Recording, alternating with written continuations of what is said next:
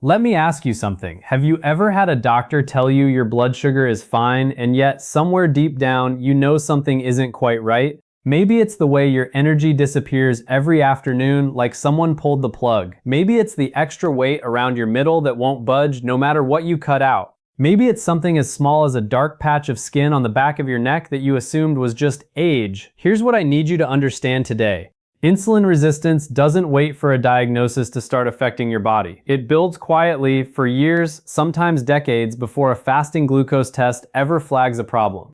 And during that time, your body is talking to you. It's giving you signs. Most people, and honestly, most doctors in a rushed 15-minute visit miss every single one of them. Today, I'm going to walk you through 7 of those signs. Some of them will surprise you. A few of them you might be experiencing right now without ever connecting the dots. And one of them shows up on your skin, in a place most people never think to check. By the end of this video, you'll know exactly what your body has been trying to tell you and what to do about it. Let's start with the biology, because once you understand the mechanism, these 7 signs will make complete sense instead of feeling random.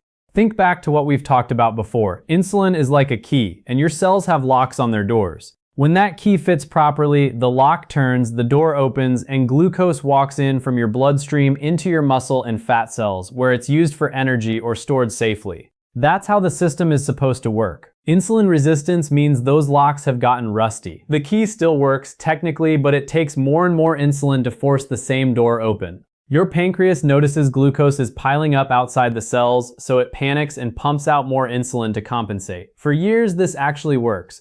Your blood sugar numbers can look completely normal on a standard test, because your pancreas is quietly working overtime behind the scenes to keep things looking fine. This is the part almost nobody explains to patients. A normal fasting glucose does not mean insulin resistance isn't happening. It just means your pancreas hasn't lost the fight yet. And while that fight is happening, while insulin levels are climbing higher and higher just to keep glucose in a normal range, that excess insulin is affecting almost every system in your body. Your fat storage, your energy production, your skin, your blood vessels, your hunger signals. Think about it this way. Your pancreas is like a factory worker who's been asked to do twice the job with the same tools. For a while, that worker just puts in more hours, pushes harder, compensates quietly. Production numbers on the outside still look fine. Nobody walking past the factory would know anything's wrong. But inside, the strain is very real, and it's building month after month. Eventually, that worker burns out, and that's when glucose numbers finally start climbing on paper, often years after the strain actually began. The 7 signs we're covering today are what that strain looks like from the outside, long before the factory's official numbers ever slip. That's why the signs I'm about to walk you through often show up years before an actual diabetes diagnosis. Your body isn't waiting for a lab result to start reacting. It's reacting right now, today, to the excess insulin circulating in your blood. Here's why most people miss this completely. We've been trained to think of insulin resistance as a number on a piece of paper. A fasting glucose over 100, an A1C over 5.7. If the number's fine, we assume everything underneath is fine too. But insulin resistance is a process, not a single moment. It's more like a slow leak in a tire than a blowout. The tire looks fine sitting in your driveway. It's only when you're actually driving that you notice something's off. A little pull to one side, needing air more often than you used to. Your body's version of needing air more often is exactly the 7 signs I'm going to walk you through. None of them alone proves anything. But when you start noticing 2, 3, 4 of them together, that's your body telling you the tire has a leak, long before it goes flat. Let me introduce you to Raymond. Raymond is 70 years old, a retired accountant from Ohio, the kind of man who tracked every expense in his household for 40 years down to the penny. Precise. Observant, not the type to ignore details. About a year and a half ago, Raymond started noticing small things. Not dramatic symptoms, just small things. His energy would crash hard around 2 in the afternoon every single day, like clockwork. He noticed a dark, slightly velvety patch of skin forming on the back of his neck that hadn't been there before. He was doing the same amount of walking he'd always done, eating roughly the same way, and yet his waistline kept creeping up half an inch at a time. His annual physical came back normal. Fasting glucose, 98. Technically fine. His doctor didn't flag a single thing. But Raymond, being Raymond, kept a small notebook. He wrote down his energy levels, his cravings, his weight, week by week.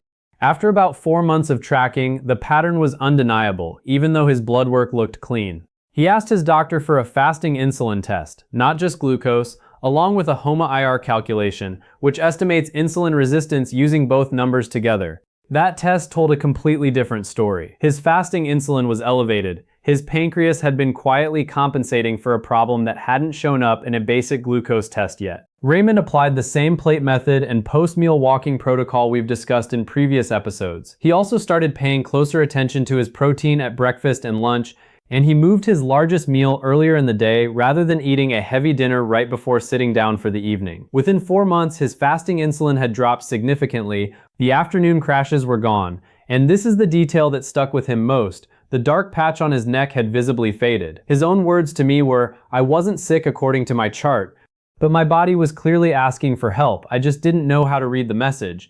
What strikes me most about Raymond's story isn't the outcome, it's the 18 months where a normal lab result nearly convinced him to stop paying attention. If he hadn't trusted what he was actually feeling and seeing in the mirror, that slow leak could have kept building for years quietly until it eventually became a diagnosis instead of something he caught and corrected early. That's exactly what we're doing today, learning to read the message. Sign number 1, the 2 o'clock crash. If you eat lunch and by early afternoon you feel like you've been hit by a truck, foggy, heavy-eyed, desperate for a nap or a third cup of coffee, that's not just getting older. We covered the deeper mechanism behind this in a previous video on why you're still tired after eating, but here's the short version. When cells resist insulin's signal, glucose struggles to get where it needs to go efficiently. Your brain, which runs almost entirely on steady glucose delivery, ends up starved for consistent fuel even though your blood sugar might technically be elevated.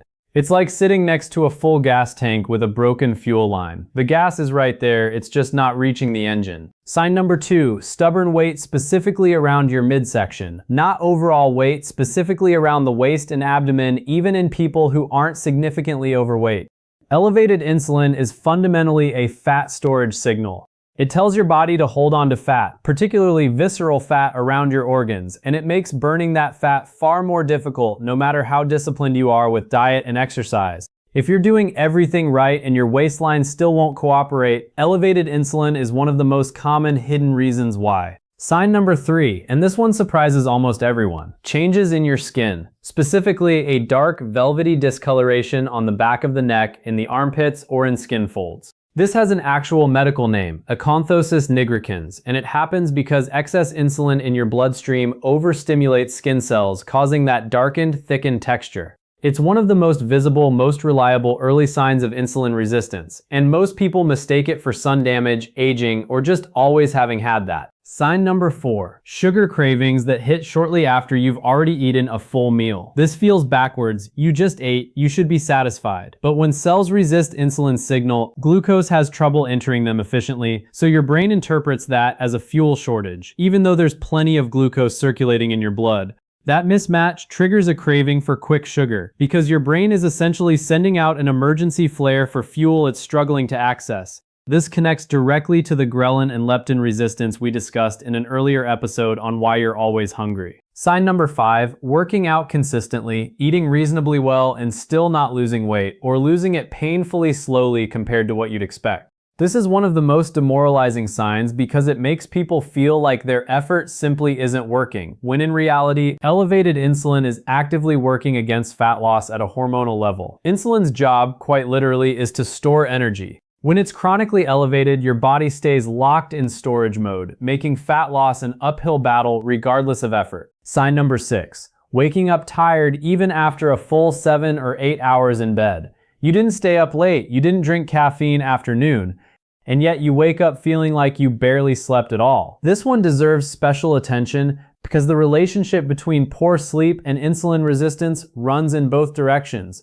Bad sleep worsens insulin resistance, and insulin resistance worsens sleep quality. It's a cycle, and it's actually significant enough that we're dedicating an entire upcoming episode specifically to it, because this connection changes everything about how you should think about your nights. Sign number 7, slow healing cuts. Frequent minor skin infections or bruises that seem to take longer than they used to. Chronically elevated blood sugar and insulin impair circulation and immune function at a cellular level, which slows down your body's natural repair processes. If a small cut on your hand that used to heal in 3 days now takes a week or more, that's worth paying attention to. I want to pause here because I know some of you are mentally checking off boxes right now, and that's exactly the point of this video. None of these 7 signs is a diagnosis on its own. A single afternoon crash could just mean you didn't sleep well. One slow healing scrape could just be a fluke. But when you start noticing a cluster of these signs showing up together consistently over weeks and months, that's your body sending a much louder signal than any single symptom ever could.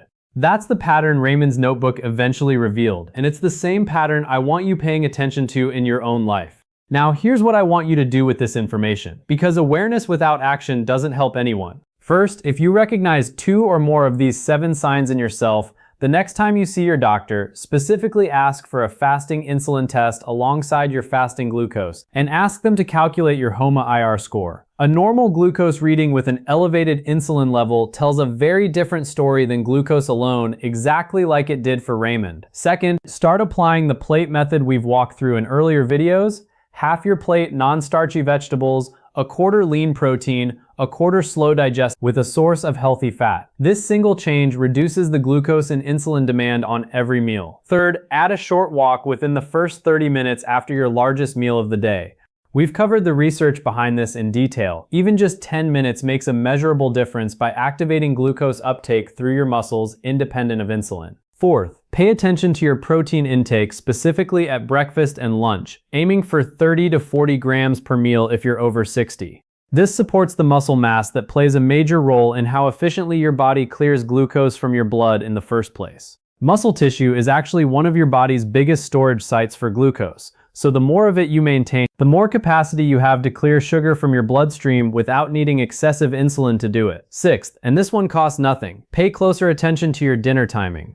A heavy meal eaten right before bed forces your body to manage a large glucose load at the exact time your insulin sensitivity is naturally at its lowest point of the day. Shifting your largest meal earlier, even by an hour or two, can measurably ease the burden on an already overworked system, exactly like it did for Raymond. And seventh, start tracking the way Raymond did. Not obsessively, just consistently. A simple note on your energy levels, your cravings, and how you feel after meals over a few weeks will reveal patterns that a single blood test taken once a year simply cannot show you. I want to be very clear about something before we wrap up. Nothing in this video is meant to replace a conversation with your doctor, and you should never stop or adjust any prescribed medication based on a YouTube video. Always work directly with your physician on your treatment plan. What I've shared today is meant to help you notice patterns in your own body sooner and to ask better, more specific questions at your next appointment. If this video helped you recognize something in yourself or in someone you love,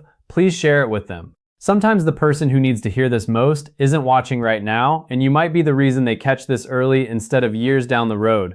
And speaking of catching things early, in our next video, we're finally diving into that sleep connection I mentioned a few minutes ago. Why one bad night can raise your blood sugar the very next day, the exact cycle linking poor sleep, cortisol, and insulin resistance, and the specific changes that can turn your nights from something that drains you into something that actually helps repair your metabolism while you sleep. That episode has been a long time coming, and I think it's going to change how you think about your nights completely.